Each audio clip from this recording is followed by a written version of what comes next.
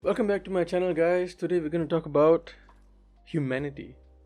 So I mentioned in my first video that I will be talking quite a bit about abstract topics. I mentioned life, mental health. Mental health is not really an abstract topic, but there are a lot of issues that have to do with in terms of psychology, in terms of philosophy, that are kind of abstract, that relate directly to mental health.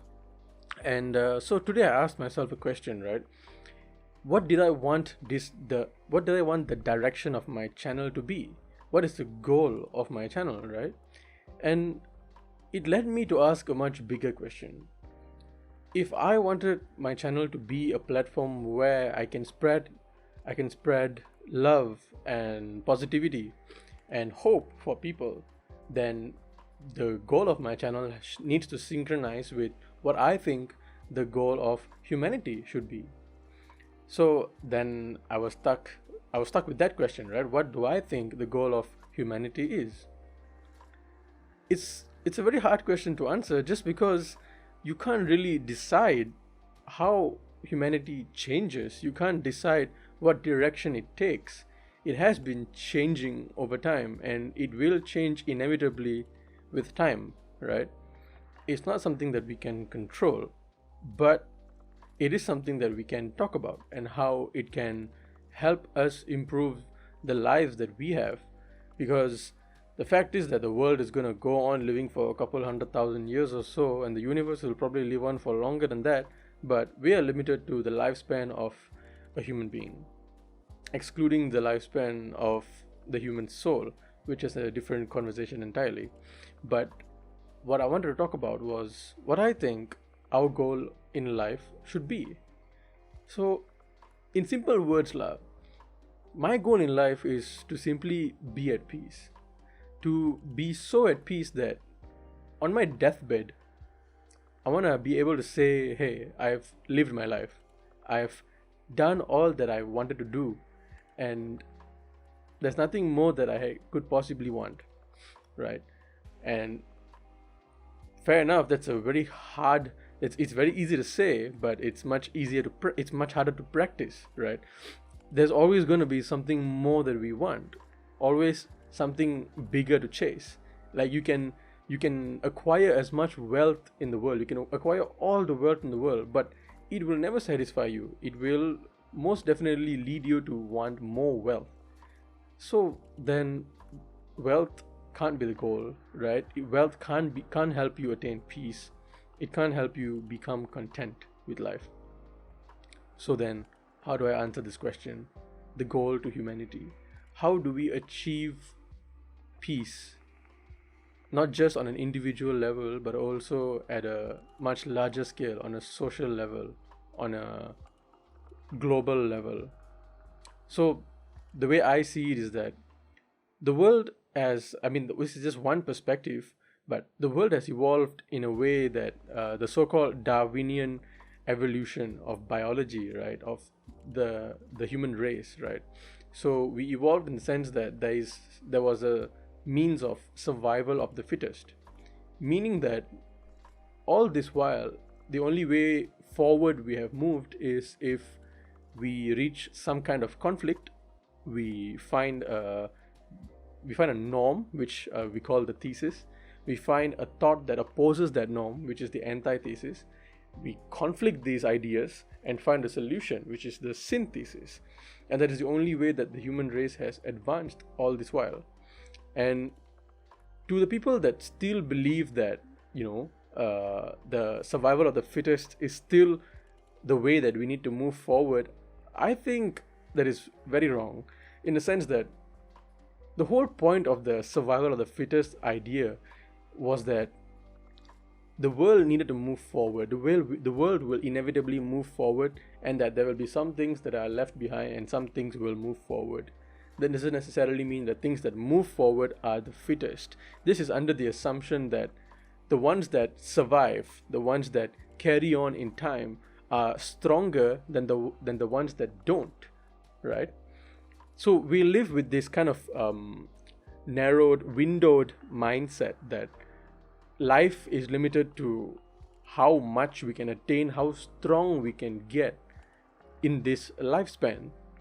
But that shouldn't be the perspective, because to me, there's so much more meaning to strength than just being better than the next person, right? Just because I have certain differences with the next person, and I have more benefits, and I have acquired so-called more wealth in life compared to the next person, doesn't make me stronger than him. Just because I'm physically bigger, or I'm I don't know, just because I have better stamina, doesn't make me stronger than the next person, right? Strength is a very abstract thing to think about. It's a lot more to do with your internal resilience, is what I think. And it has a lot to do with mental health. The stronger you are, the better you should be at taking care of yourself and the people around you.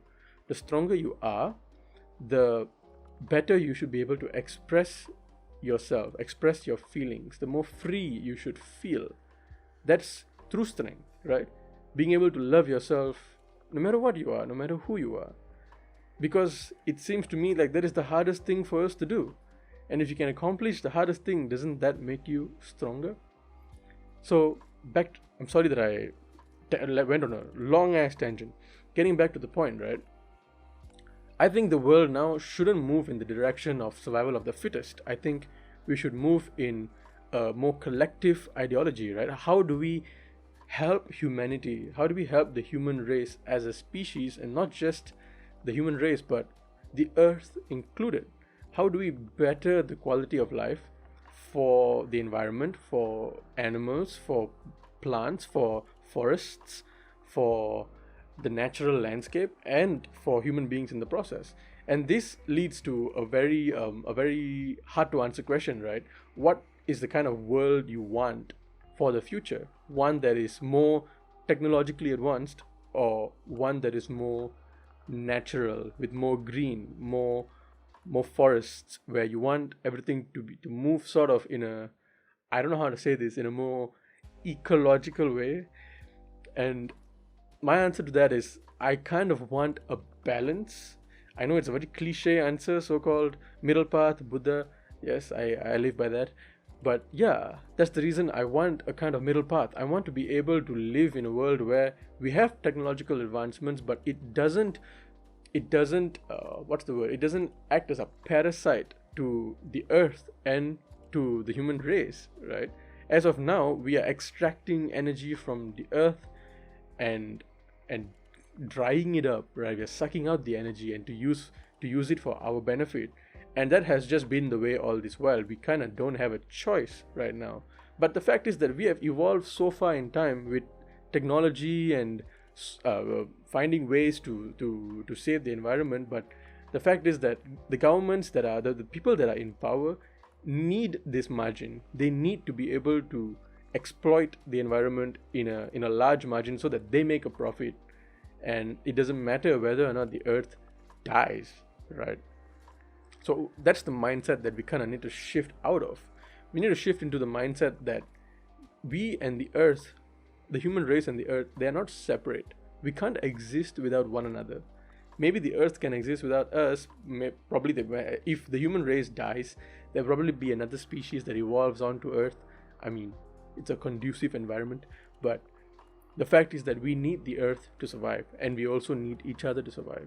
We should be moving in a direction of preservation, of humanity, of life, and of love. So instead of trying to figure out how to become the fittest to survive and to advance in life, I think it is time for us to look inward, right? Look into your own minds and try to understand yourself better. Only then can you truly find peace. Only then can you truly be the best possible version of yourself. And only then can you have accomplished the goal of humanity. So instead of looking outward, start looking inward. That is how I think we can achieve the goal of humanity. Thanks for listening.